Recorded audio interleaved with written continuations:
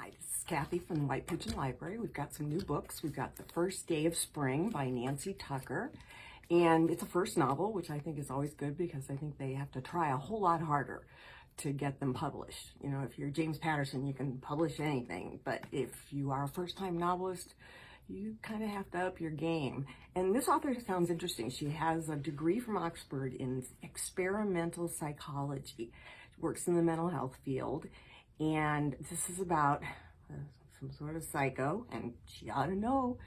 She's got experience, but it's a young girl kills one of her classmates, a boy, and gets a rush from it. And then the book is 20 years later when the little girl is a mother, and her world's starting to fall apart, and Hasta's kind of catching up to her. So this sounds really good. This sounds fun.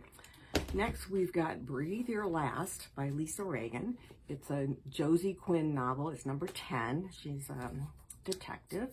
She finds a young girl floating dead in a university pool. Turns out she's a champion swimmer, so they try to start figuring out why she died. But there are other deaths that sort of tie in together. A retired fireman sets his house on fire and almost burns down his grandkids, and when Josie figures out what's going on, then her life is in danger. So if you like Josie Quinn novels, this is number 10. Got that. We've got another James Patterson, but this one's actually written by James Patterson. It's in the Alex Cross series, which is always fun. Fear No Evil. And Alex and his partner Samson are, for some reason, going into the wilds of Montana.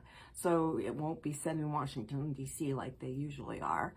So it looks kind of good. I always like to read novels that are set in Wyoming or Montana. It just sounds fun. And it's number 29 in the Alex Cross series. There's a few.